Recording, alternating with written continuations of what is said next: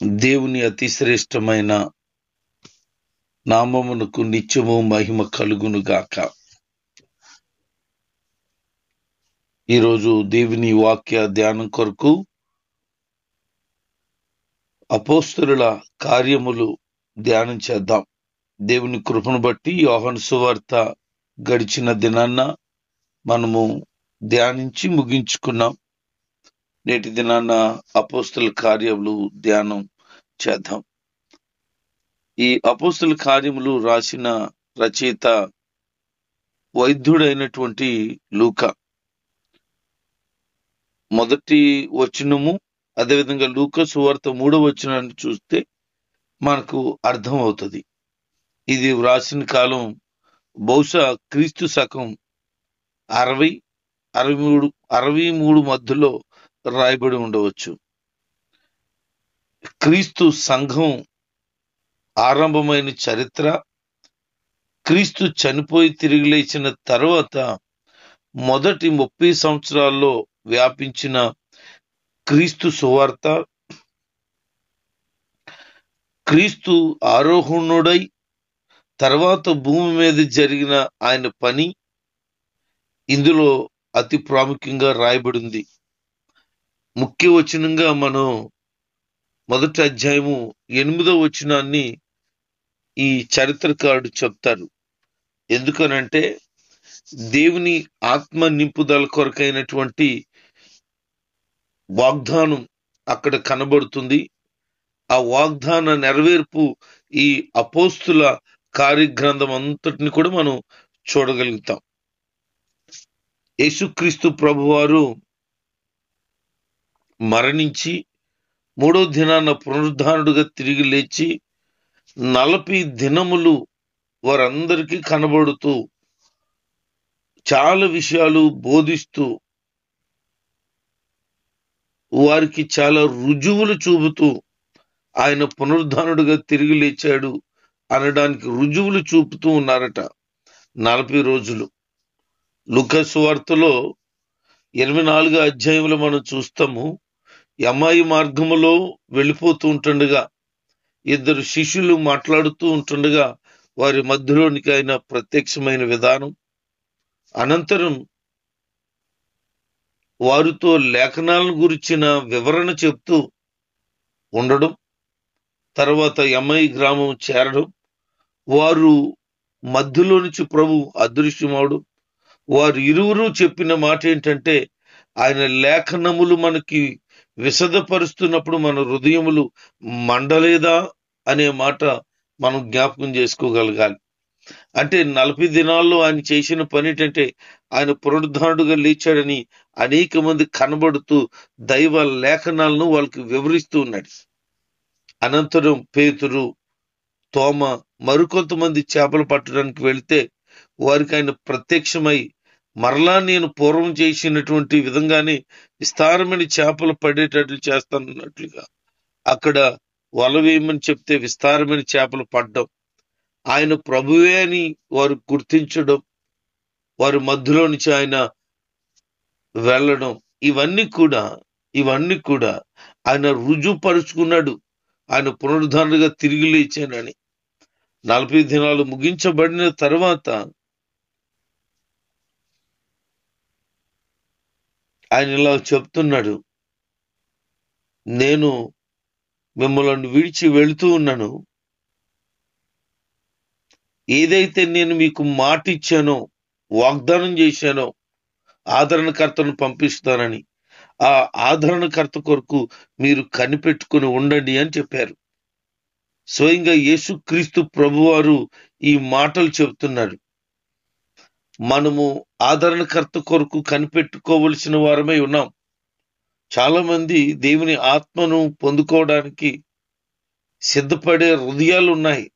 వారు దేవుని ఆత్మ చేత నింపబడ్డానికి ప్రభు సన్నిధిలో కనిపెట్టుకుంటే ఖచ్చితంగా ఏదో ఒక దినాన దేవుడు దర్శిస్తాడు. వారు అలనాడు ఆయన చెప్పినట్లుగా యెరూషలేములో కనిపెట్టుకోమని చెప్పారు. వారు అటు విధంగా సిద్ధపడుతున్నారు.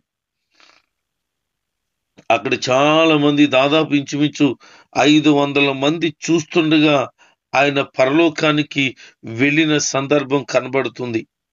ఒక మేఘమట ఆయన్ను తీసుకుని పోయిందట. ఆయన చెప్తున్న మాట ఏంటంటే, ఎవరైతే ఎన్నుకోబడ్డారో వారందరూ కూడా ఎదురు చూడండి అని.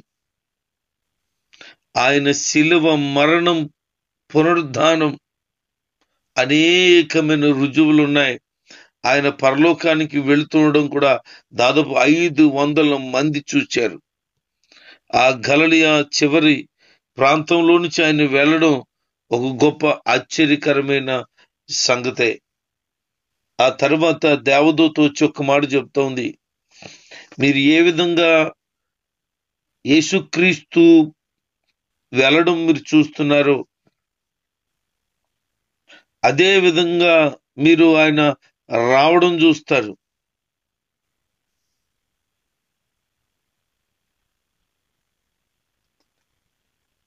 మీరు చేయాల్సిన పని ఏంటంటే,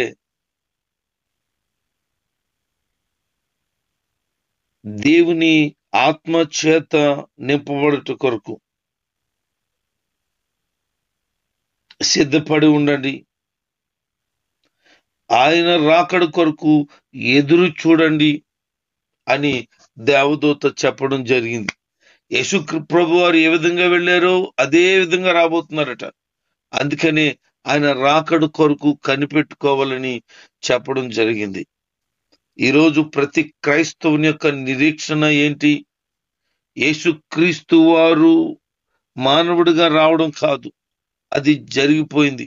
శిలువ మరణం కాదు, జరిగిపోయింది. ఆయన పునరుద్ధానం కాదు, అది కూడా జరిగిపోయింది. ఆయన పరమునకు వెళ్ళారు. ఇప్పుడు జరగవలసిన కార్యము ఉంది. అదేమిటంటే ఆయన వెళ్ళిన విధంగానే రాబోతున్నాడు. యోహాను సువార్త 14వ అధ్యాయం 1వ వచనం నుంచి చదివితే, మీ హృదయములను కలవరపడనీకండి. తండ్రి ఇంట అనేక నివాసములున్నాయి. నేను వెళ్ళి నివాసములను సిద్ధపరిచి మరలా వస్తాను, నాతో కూడా ఉండుటకు మిమ్మలను తీసుకుపోతానని చెప్పాడు. అంటే పరలోకంలో మన కొరకు నివాసములను సంసిద్ధపరుస్తున్నాడు ఆయన. అందుకే మనలను తీసుకెళ్లి ఆ నివాసములలో ఉంచటానికి ఆయన రాబోతున్నాడు. బైబిల్ చెప్తున్నమాట, ఆయన మేఘములో నుంచి వెళ్ళాడట. ఆయన మేఘారూఢుడై రాబోతున్నాడు. ఆయన రాకడ కొరకు సిద్ధపడి ఎదురు చూడవలసిన వారమై ఆయన బిడ్డలుగా మనము ఉన్నాం.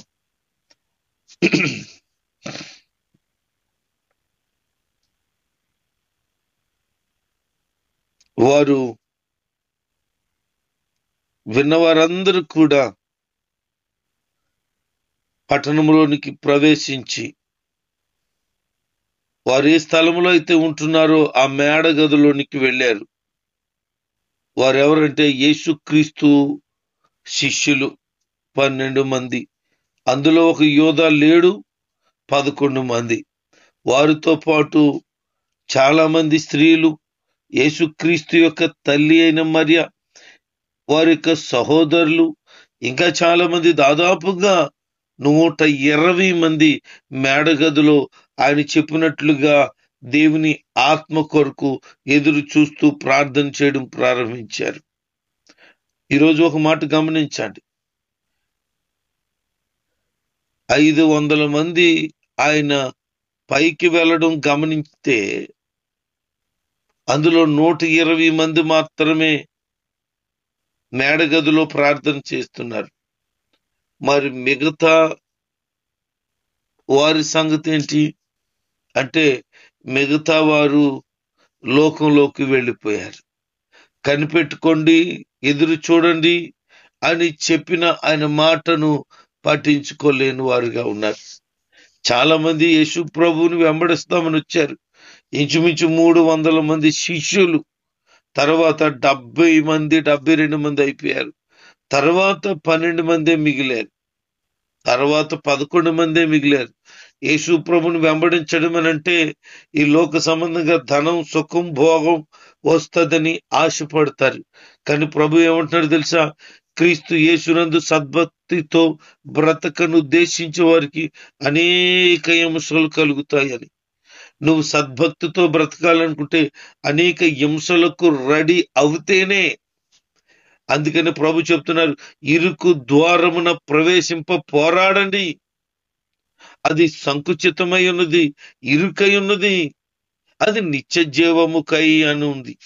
అంటే యేసు ప్రభు వారి యొక్క మార్గంలో వెళ్ళాలంటే చాలా ఇరుగ్గా ఇబ్బందిగా ఉంటదట. కానీ నాశనమునకు పో మార్గం ఎలా ఉంటది? అది విశాలమునై ఉన్నది అని. భక్తి అని అంటే ఆటోమేటిక్ గా వచ్చేది. నీతి అంటే ఏదో అనుకున్నట్లు వచ్చేది. పరిశుద్ధత అంటే ఓకే నేను కలిగి ఉన్నాను అంటే వచ్చేదు. దానిని సాధన చేసి దాని కొరకు శ్రమపడి అలాగున బ్రతకటానికై నిరంతరము కృషి చేయాలి. యేసుప్రభువుని నమ్ముకున్న వాళ్ళందరూ కూడా పరలోకం పోవాలని ఆయన కోరుకుంటున్నాడు. కానీ ఎంతమంది వెళ్తారు? పరిశుద్ధత కాపాడుకోగలగాలి కదా, నీతివంతమైన బ్రతుకు చూపించాలి కదా, మాదిరికరమైన వ్యక్తిగా ఉండాలి కదా, క్రీస్తుకు కలిగినటువంటి మాదిరి కలిగి ఉండాలి కదా. మాట మారదు, మనసు మారదు, వ్యవహారాలు మారు, పద్ధతులు మారు, లోక సంబంధమైన ఆచారాలు మారు, శరీర ఇచ్చలు మారు. ఏమీ మార్పు లేకుండా పరలోకం ఏమి వెళ్తావు? మారు మనసు లేని వాళ్ళు అందరూ వెళ్ళరు.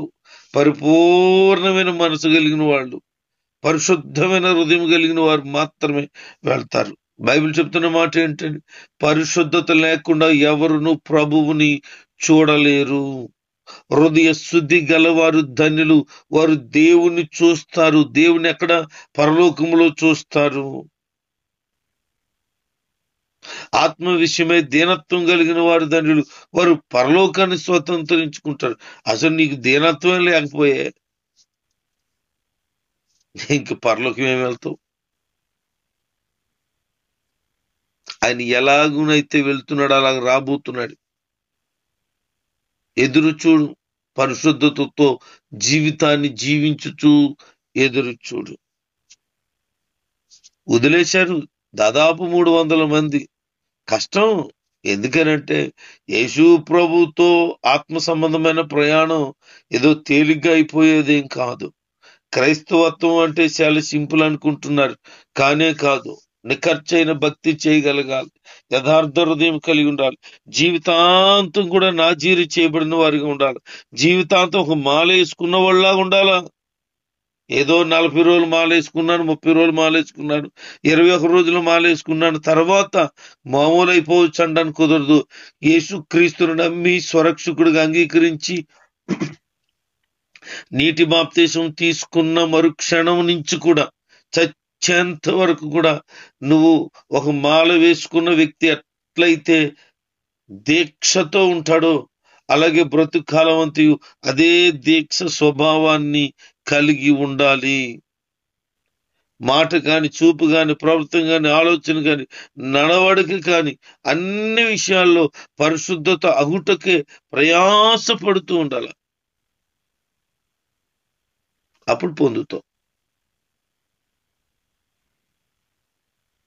120 మంది మేడగదిలో యాక మనసు కలిగి అసలు ఎడతెరుపు లేకుండా ప్రార్థన చేస్తూనే ఉన్నారట. వారి మధ్యలో నుంచి పేతురు నిలబడి మాట్లాడుతున్నాడు.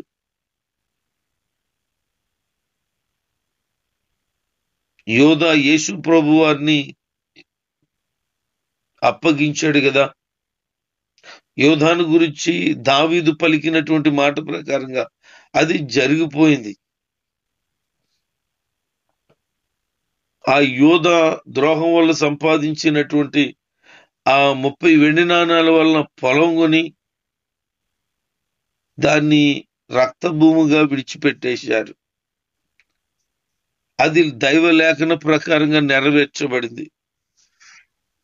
అయితే బాప్తీసం ఇచ్చేటువంటి యోహాను ప్రారంభించిన ఆ ప్రారంభ దినాలు మొదలుకొని యేసుక్రీస్తు మన యొద్ద నుండి పరలోకమునకు చేర్చబడిన దినం వరకు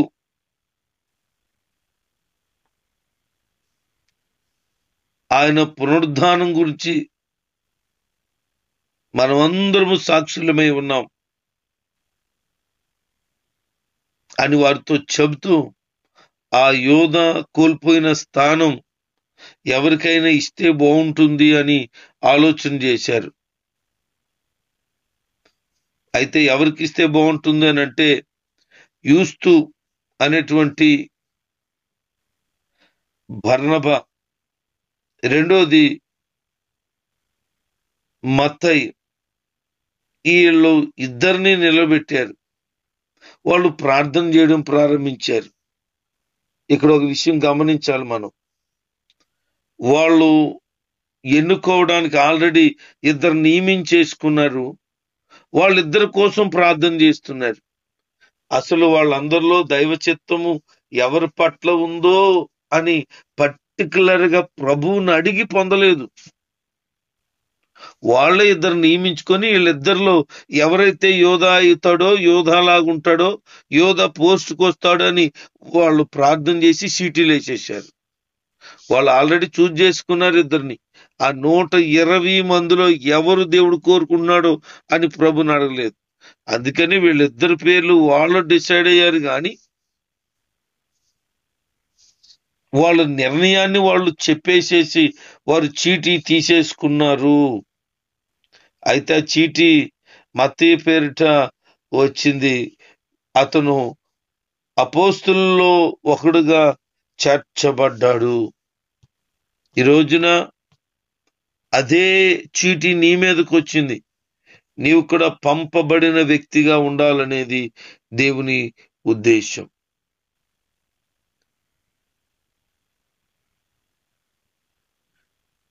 వాళ్ళు నిర్ణయం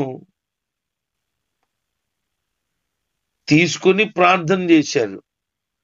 కానీ కొత్త నిబంధనలో మత్తయ్య ఎక్కడా కనబడ్డు. ఇక్కడ మాత్రమే కనబడ్డాడు. వారు ఇద్దరినే నిలబెట్టారు. చీటీ వేస్తే ఇద్దరిలో తప్పకుండా ఎవరికొకరు రావాలి. దేవుడు అతన్ని ఎన్నుకోకపోయినా అతని పేరు చీటీ వచ్చేస్తుంది. ఎందుకంటే వారు ఇద్దరినే నిలబెట్టి ప్రార్థన చేశారు కనుక.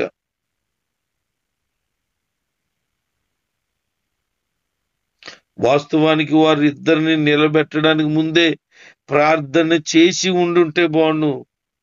తర్వాత వాళ్ళ నిర్ణయం అయి ఉండుంటే బాగుండు. కానీ ఎన్నుకోవడానికి దేవుని అడగకుండా ఇద్దరిని ఎన్నుకున్న తర్వాత దేవునికి ప్రార్థన చేసేసారు. అంటే దేవుడికి సరిహద్దు పెట్టారు. ఇదిగో వీళ్ళిద్దరిలో ఎవరో ఒకరు నువ్వు చూజ్ చేసుకో అని. అంటే దేవుడు వాళ్ళిద్దరిని కాకుండా మరొకరిని ఎన్నుకోవాలనుకుంటే కుదరదు. ఇంకా అవకాశం దేవుడికి ఇవ్వలేదు. కానీ దేవుని ఉద్దేశం ఏంటంటే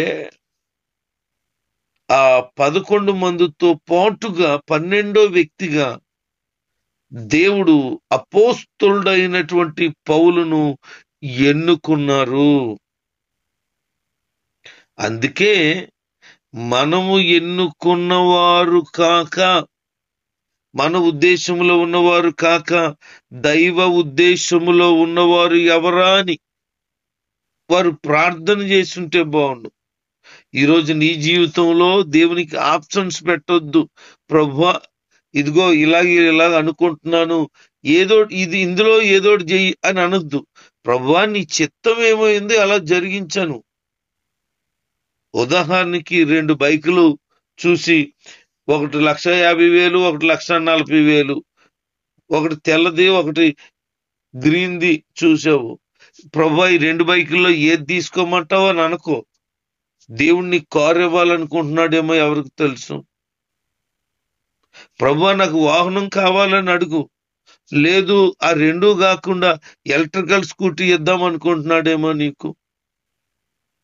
ఎవరికి తెలుసు ఆయన ఉద్దేశం ఏంటో.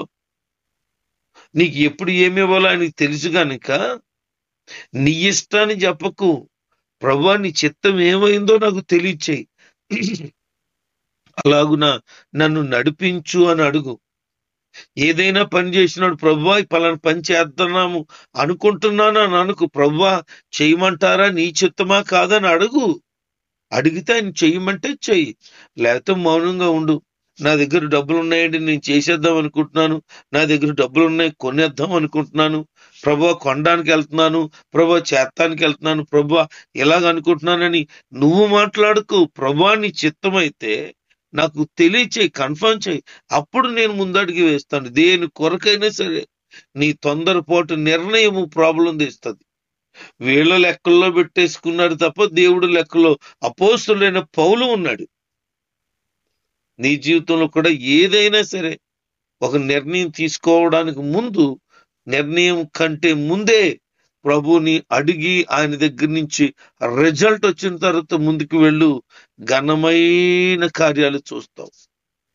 ఈరోజు ఈ మాటలు వింటున్న దేవుని ప్రజలారా, మీ జీవితంలో దేవుని చిత్తం జరుగును గాక, దేవుని నిర్ణయాలు మీ పట్ల నెరవేర్చబడును గాక, దేవుని ఉద్దేశ ప్రకారంగా మీరు ప్రతి అడుగు వేసేటట్లుగా ప్రభువే తన ఆత్మకార్యాన్ని మీ జీవితంలో ఘనంగా బలంగా జరిగించును గాక. ఆయన అంటున్నాడు, పరిశుద్ధాత్మ మీ మీదకి వచ్చినప్పుడు మీరు శక్తి పొందుతారు గనుక యోదయ, సమరయ, గలిలయ దేశముల అంతటా నాకు సాక్షులై ఉంటారని చెప్పారు. అటు విధంగా దేవుని ఆత్మ చేత ప్రతి ఒక్కరు నింపబడి ఆయన కొరకు బలమైన సాక్షులుగా అనేక ప్రాంతాల్లో నిలబెట్టుటకు దేవుడే మిమ్మల్ని మనలందరినీ సంసిద్ధపరచునుగాక. ఆమేన్.